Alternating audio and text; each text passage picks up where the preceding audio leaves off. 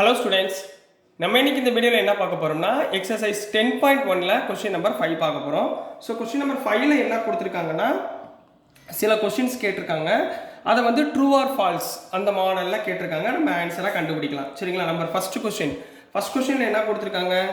a vector and -a vector அதாவது direction change ஆகுது. R collinear நம்ம fourth சம்ல ஒன்னு பார்த்தோம். சரிங்களா? இப்போ a வெக்டார்ன்றது இப்படி இருக்குன்னு வெச்சுக்கோங்க. இது a வெக்டார். அப்ப -a வெக்டார்ன்றது எப்படி இருக்கும்? ஆப்போசிட் டைரக்ஷன்ல இருக்குமா? -a vector. பட் இது ரெண்டும் என்ன சொல்லலாம்? parallelனு சொல்லலாமா? இது ரெண்டும் என்ன சொல்லலாம்? parallelனு சொல்லலாமா? அப்ப parallelனா அது என்னவா இருக்கும்? கோலினியரா இருக்கும். So the answer is true. புரிஞ்சுங்களாமா? சரிங்களா? புரியுதா? இப்போ क्वेश्चन நம்பர் 2. செகண்ட் क्वेश्चनல என்ன இருக்குன்னா two collinear vectors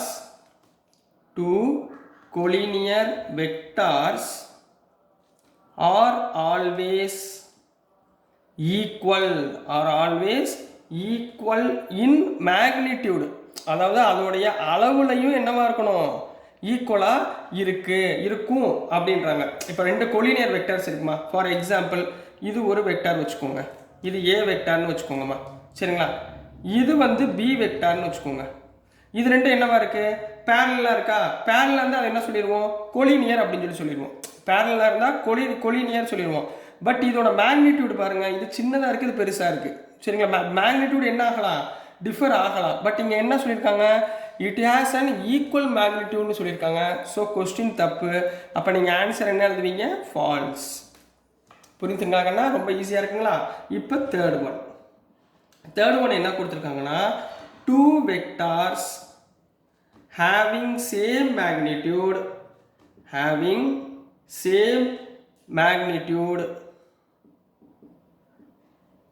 are collinear அப்படின்னு கொடுத்துருக்காங்க. are collinear. சரிங்களா? இப்போ மேக்னிடியூடுமா, இப்போ இங்கிட்ட ஒரு லைன் வச்சுக்கோங்க. இது ரெண்டு மேக்னிடியூடும் ஈக்குவல்னு வச்சுக்கோங்க. சரிங்களா? இது ரெண்டோட மேக்னிடியூடும் ஈக்குவல். இது a வெக்டர், இது b வெக்டர்னு வச்சுக்கோங்க. இது ரெண்டுமே என்னவா இருக்கு?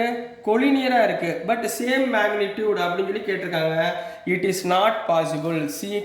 சேம் மேக்னிடியூடா இருக்க வேண்டிய அவசியமே இல்லை கோலினியர்ல. So given statement is false. So fourth one என்ன கொடுத்துருக்காங்கன்னா two collinear vectors having same magnitude are equal. சரிங்களா? இப்போ நம்ம இந்த ரெண்டாவது क्वेश्चனும் நாலாவது क्वेश्चனும் சேம். இங்க பாருங்க, two collinear vector are always equal சொல்லிருக்காங்க. இங்க என்ன சொல்லிருக்காங்க?